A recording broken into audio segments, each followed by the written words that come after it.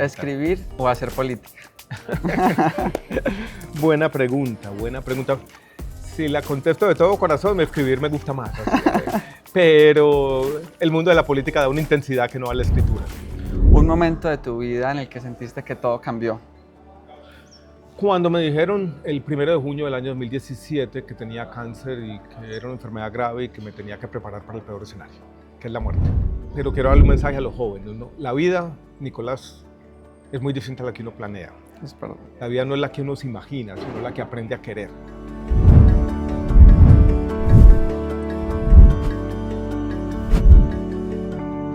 Bienvenidos a Cambio y Fuera, un espacio para compartir historias, experiencias e inspiración. Hoy tenemos un gran invitado, el doctor Alejandro Gaviria, exministro de Salud, exministro de Educación y el rector de la Universidad de los Andes. Doctor Alejandro, muchas gracias por aceptar esta invitación al podcast Cambio y Fuera.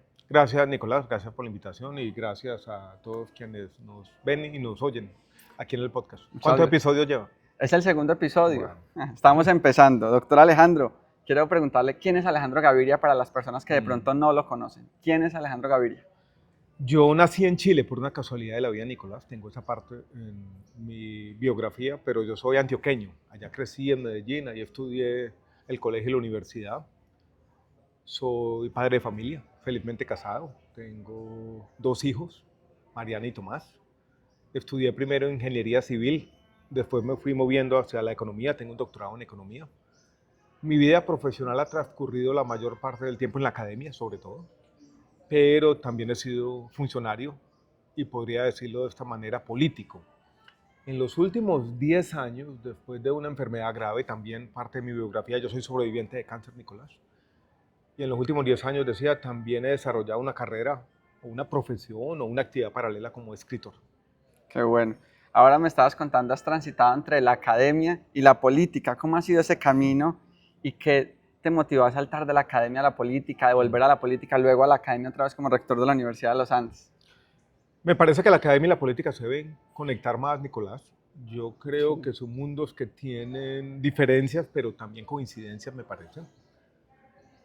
Mi primer contacto con la política no fue como política electoral. Yo siempre creí que la política electoral estaba alejada de con mis posibilidades de vida. No me veía en la política electoral.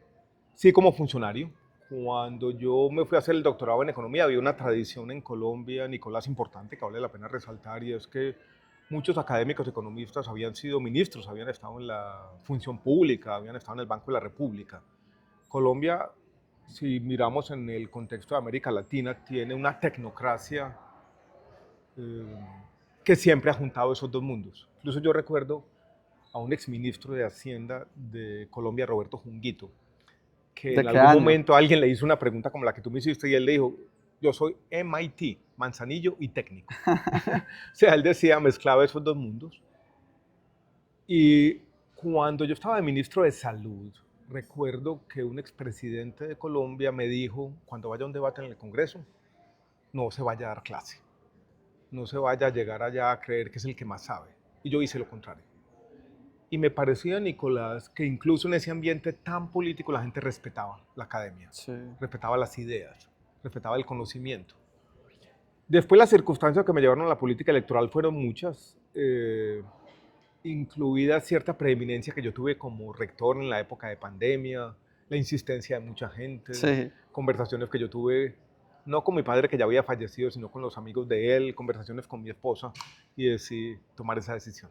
La falta de liderazgo, yo me acuerdo en esa época que la gente te motivaba a participar. Cuando estabas de rector en la Universidad de los Andes, finalmente renuncias a la rectoría de la universidad. Y en esa experiencia como rector, ¿qué fue eso que destacas o qué perspectiva puedes darle a los colombianos de esa experiencia? ¿Qué aprendiste en esa experiencia como rector de la Universidad de los Andes? Yo creo que aprendí 3 cosas, Nicolás.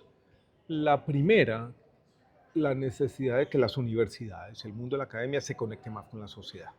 Esa era una palabra, una especie de letanía, una cosa que yo repetía todo el tiempo, conectarse, conectarse, conectarse, esa es una. La segunda, que fue un tema heredado de la pandemia, es la importancia de los temas de salud mental. Y las universidades concebidas a sí mismas también como centros que se preocupan por eso, no solamente un lugar donde se adquiere conocimiento, capital humano, sino esa preocupación fundamental por el bienestar y la salud mental, eso es importante. Y la tercera, una convicción que yo ya tenía, pero la importancia de la educación humanista, no solamente la educación pensada utilitariamente para conseguir un trabajo, sino la educación que reflexiona sobre el mundo y sobre la vida. Y desde esa experiencia como ministro de Educación, ahora fuiste ministro de Mm. Educación, viviste una experiencia distinta, lleno de retos políticos, administrativos, lleno de trabas, que todos los colombianos nos enterábamos a través de televisión en las redes sociales. ¿Cuál fue ese principal obstáculo que tuviste como ministro de Educación de este gobierno? No, el principal obstáculo fue, lo voy a decir Nicolás claramente, fue un desencuentro político. Sí, Yo no pude encontrar una visión coincidente con el presidente Petro, sí. no solamente en el tema de salud, que fue el que ha estado en la opinión pública, que tuvimos un desacuerdo y unas reuniones de consejos de ministros y mandamos una carta a 4 ministros, el presidente no le gustó y esa carta se terminó filtrando y yo terminé siendo uno de los primeros ministros que dejó ese gabinete plural. A mí me gustaba eso, el pluralismo. Siempre ¿Qué? me ha gustado, Nicolás, cuando coinciden visiones diferentes del cambio social y Pero lo que pasa allí. ese pluralismo en el gobierno se ha ido perdiendo. Se perdió, Se perdió se perdió, totalmente. se Empezó un perdió. gabinete mucho más moderado, plural, sensato, pero ahora hay unos ministros más progresistas, unos ministros más idealistas, pensaría yo. Yo había tenido una conversación con el presidente Petro, incluso cuando yo estaba rector de la Universidad de los Andes, casual. Y él dijo una cosa que me llamó la atención en su momento y dijo, para gobernar a Colombia se necesita una unión entre sus ideas liberales y las mías progresistas. Sí. Yo le creí, hermano. Le creí en esa idea. Pero bueno, volviendo a la pregunta original, tampoco nos pudimos poner de acuerdo sobre una visión de la educación y en particular de la educación superior. La de él muy basada en la infraestructura, en esquemas muy descentralizados, en llevar una universidad a cada municipio que yo no la Sí. veía como Viable. no solamente viable, sino como que pudiera tener un impacto verdadero.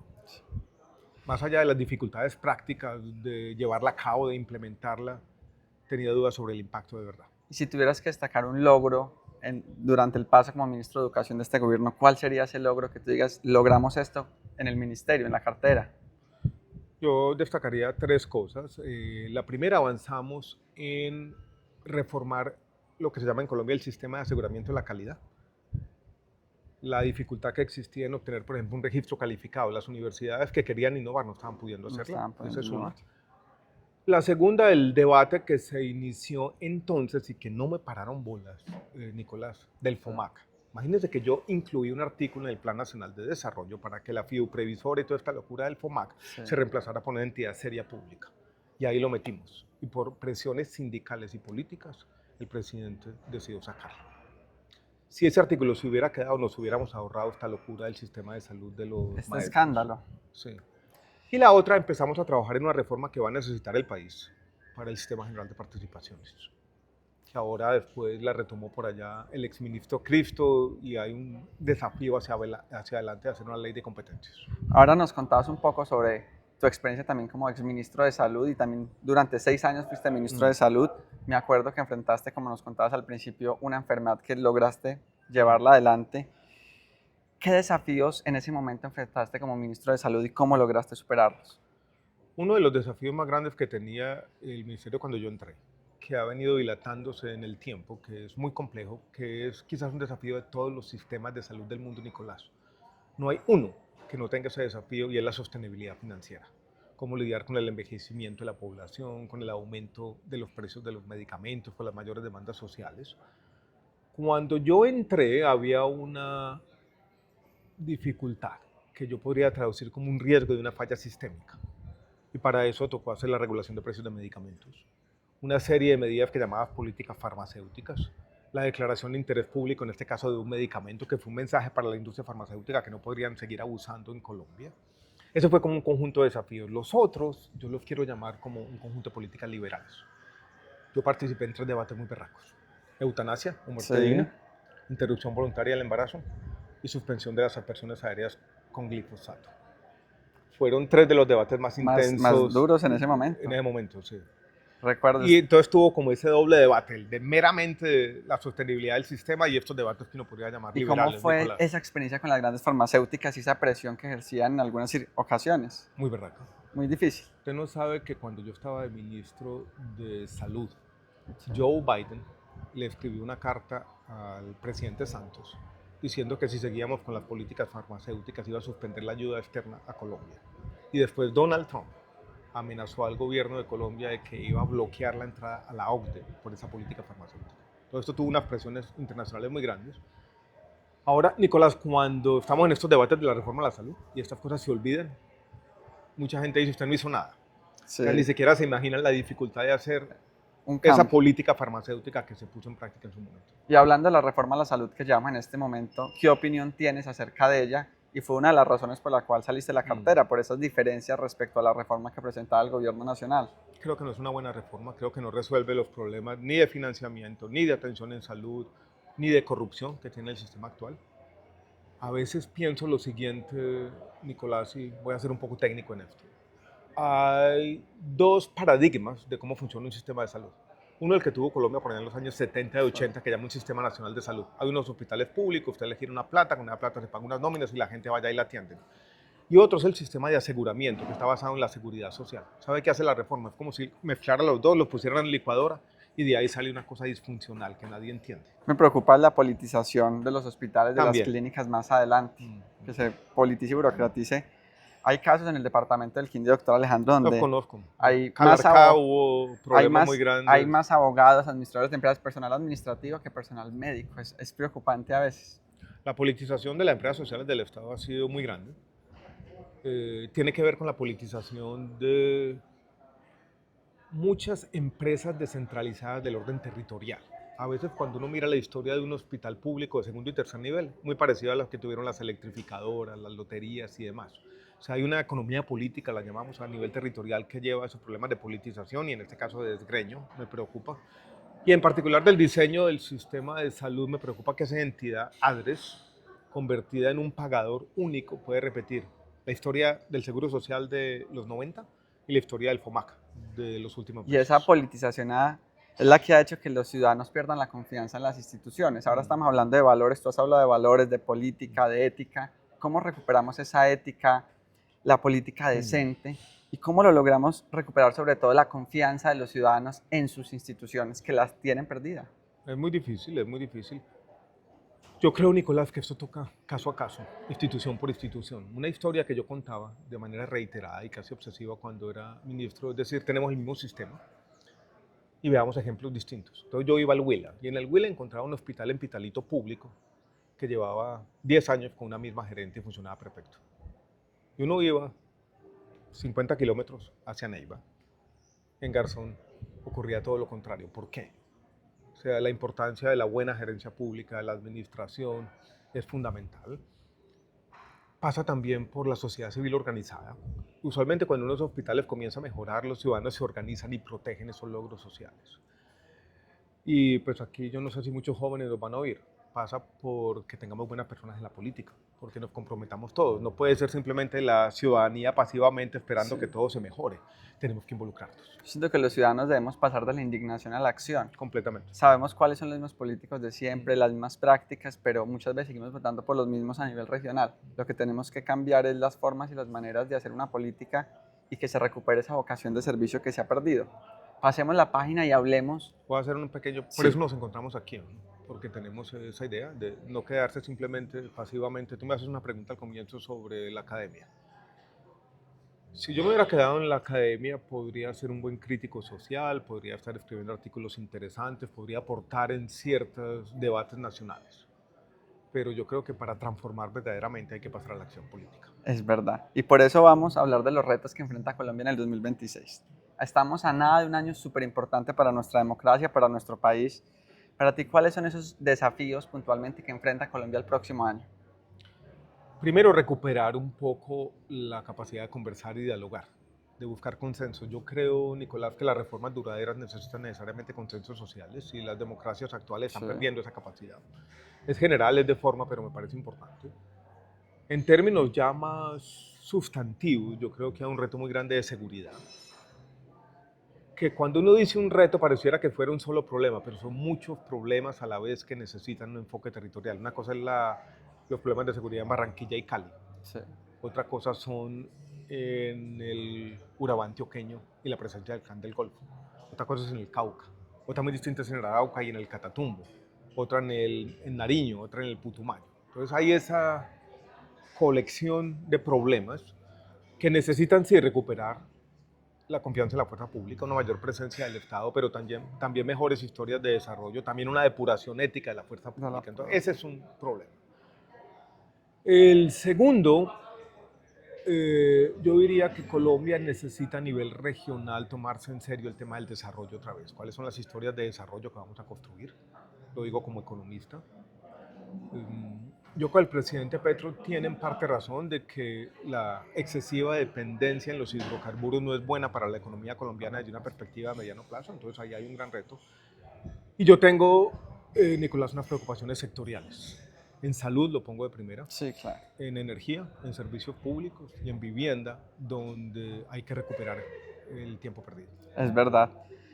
Yo tengo un concepto de seguridad integral, que yo siento que el pie de fuerza debe ir acompañado de inversión social Sin duda. para que efectivamente saquemos a esos jóvenes que están en vulnerabilidad y puedan ser esos artistas. Yo siento que el deporte, el arte y la música debe ser un instrumento para llegar a esos barrios más vulnerables y generar seguridad integral, acompañado de seguridad tributaria y jurídica para los empresarios que generen confianza para que vuelva la inversión a nuestro país.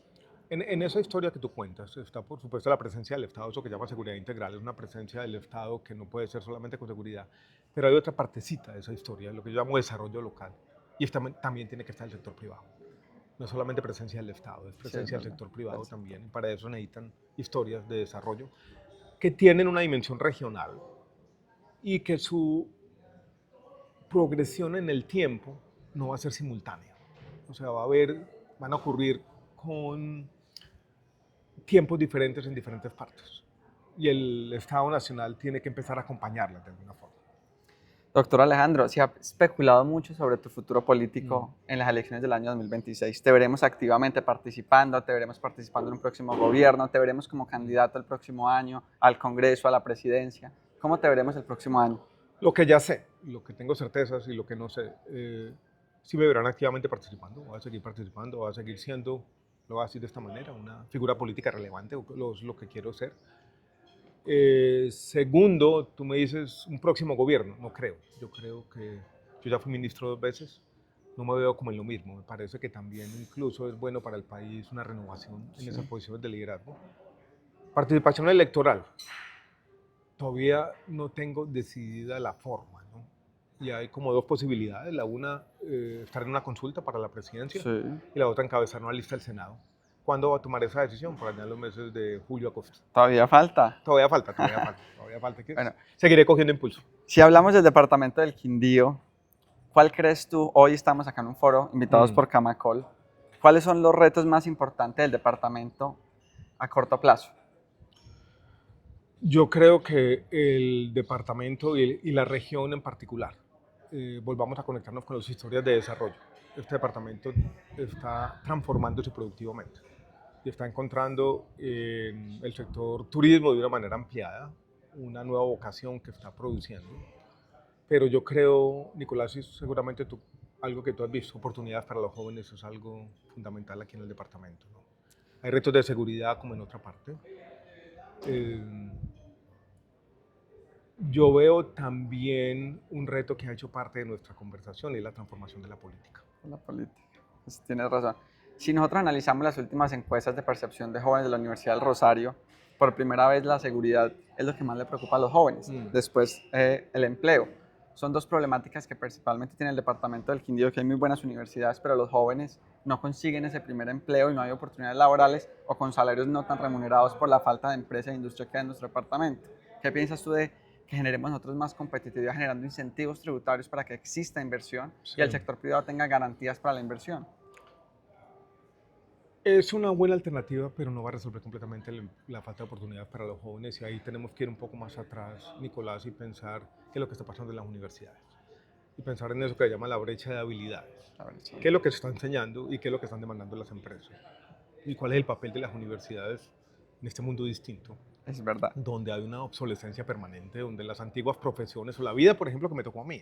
Yo sabía, iba a la universidad, estudiaba una carrera, ejercía una profesión liberal, iba a conseguir, si era buen estudiante, un empleo con muy alta probabilidad. Y esa trayectoria era clara. Hoy en día no lo es tanto. Hay una necesidad de una educación para toda la vida. Yo creo que las universidades tienen que transformarse. O sea, no es solamente decir vamos a crear unos incentivos tributarios que el país ya lo ha tenido. El país tuvo una ley de primer empleo que Sí. tuvo algunos resultados, pero que en el fondo no fueron transformadores de una manera como uno quisiera.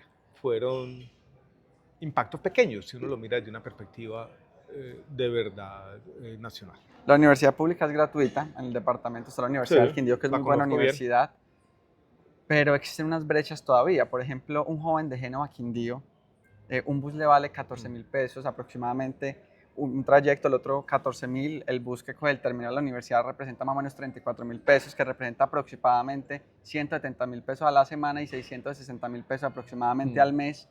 Ese joven tiene que salirse de estudiar de la universidad pública porque no tiene ni siquiera pase de desplazamiento. Acá la universidad todas están en el municipio de Armenia, que es su capital.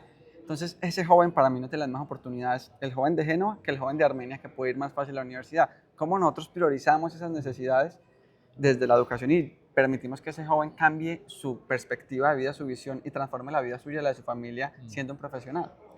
Yo creo que antes de esa desigualdad que es evidente, yo quisiera enfocarme a otra.